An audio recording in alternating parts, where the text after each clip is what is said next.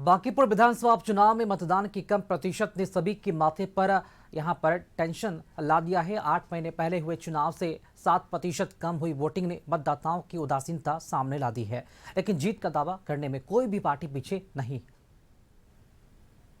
बांकीपुर विधानसभा उपचुनाव के बाद अब सबकी नजरें टिकी है नतीजे पर, जो 3 अगस्त को आएगा। सिर्फ 35% लोगों ने मतदान किया, जो पिछले साल नवंबर में हुई वोटिंग से भी कम है।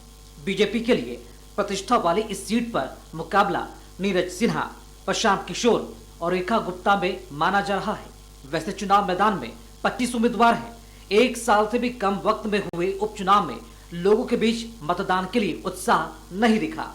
वैसे उपचुनाव के नतीजे से बिहार सरकार की स्थिति पर कोई फर्क नहीं पड़ने वाला। बांकीपुर विधानसभा सीट पर पारंपरिक रूप से कम मतदान होता रहा है।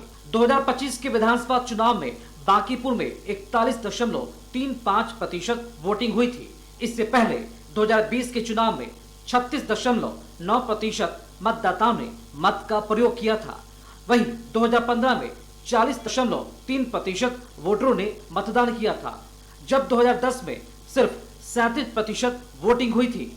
एक बार फिर कम वोटिंग हुई है, जिसके कई मायने निकाले जा रहे हैं, लेकिन बीजेपी एक बार फिर जीत का दावा कर रही है। बांकीपुर विधानसभा के सम्मानित मतदाताओं ने हमेशा राष्ट्रहित, विकास और सुशासन की राजनीति को अपना समर्थन दिया है और इस उपचुनाव में भी वे माननीय प्रधानमंत्री श्री नरेंद्र मोदी जी के नेतृत्व और बिहार के लोकप्रिय नेता भाजपा के राष्ट्रीय अध्यक्ष श्री नितिन नवीन जी के विकास कार्यों पर अपनी मोहर लगाई है।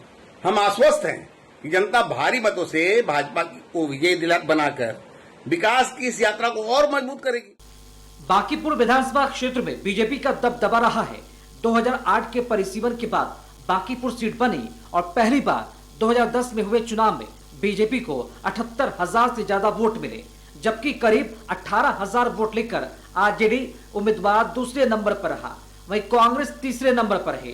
2015 में बीजेपी को 86,000 से ज्यादा वोट मिले। वहीं दूसरे नंबर पर एक बार फिर आरजेडी का उम्मीदवार रहा, जिन्हें करीब 47,000 मत मिले।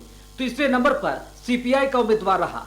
2020 के विधानसभा चुनाव में 88,000 से ज्यादा वोट लाकर फिर बीजेपी जीती। इस बार दूसरे नंबर पर कांग्रेस के उम्मीदवार रहे। वहीं प्लूरल्स पार्टी के उम्मीदवार को तीसरा स्थान मिला। 2025 में बीजेपी उम्मीदवार को 98,000 से ज्यादा वोट मिले। आरजेडी के उम्मीदवार 46,000 वोटों के साथ दूसरे नंबर पर रहे, जबकि जन स्वराज पार्टी के उम्मीदवार को 7,700 वोटों के साथ तीसरा स्थान मिला। लेकिन इस बार का चुनाव चर्चा में है प्रशांत किशोर की वजह से। बीजेपी पुराने रिकॉर्ड के दम पर फिर से जीत का दावा कर रही है, लेकिन ऐसे ही दावे जनसुराज और आरजेडी की तरफ से भी हो रहे हैं। चुनाव में वोटिंग ट्रेंड चाहे कम हो या अधिक हो, लेकिन लोगों में परिवर्तन का ललक, लोगों में कहीं ना कहीं बदलाव की जो चाहत थी वो देखने को मिली और ये बदलाव की चाहत स्पष्ट रूप से चुनाव परिणाम में भी सामने आएगा। एग्जिट पोल के नतीजे आ चुके हैं। बांकीपुर की जनता ने बड़े भारी बहुमत से प्रशांत किशोर को अपना प्रतिनिधित्व करने का मौका दिया है और जन स्वराज इसके लिए बांकीपुर की जनता की और बिहार की जनता की आभारी है। ये तय है कि बिहार बदलाव चाहता है। बिहार इसलिए भी बदलाव चाहता है क्योंकि बिहार में जो राजनीति का स्तर था वो बड़ा निम्नतम था और लोग देख रहे थे कि प्रशांत किशोर जैसा चरित्रवान, स्वच्छ और साफ आदमी अगर राजनीति में आएगा तो बिहार की राजनीति का स्तर ऊपर होगा। सभी पार्टियां जीत के दावे कर रही है, लेकिन जनता का फैसला ईवीएम में कैद है। उपचुनाव के नतीजे से बिहार की सत्ता पर असर नहीं पड़ेगा, लेकिन इससे बड़े संकेत जरूर मिलेंगे। इस सीट पर चुनाव नितिन नवीन के इस्तीफे से खाली हुई है, जहां से वे कभी चुनाव नहीं हारे। ऐसे में उनकी प्रतिष्ठा दांव पर लगी है। सिर्फ जीत ही नहीं, बल्कि जीत का मार्जिन भी मायने रखेगा। वहीं सम्राट चौधरी के मुख्यमंत्री बनने के बाद ये विधानसभा की किसी सीट के लिए पहला उपचुनाव है, लिहाजा उनके लिए भी रिजल्ट काफी मायने रखेगा।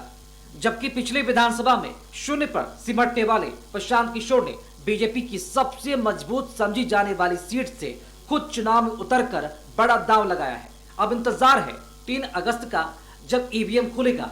देखना होगा जनता किस पर भरोसा जताती है और वोट के रूप में किसे कितना नंबर देती है। कशिश न्यूज के लिए पटना से संजय कुमार के साथ ब्यूरो रिपोर्ट।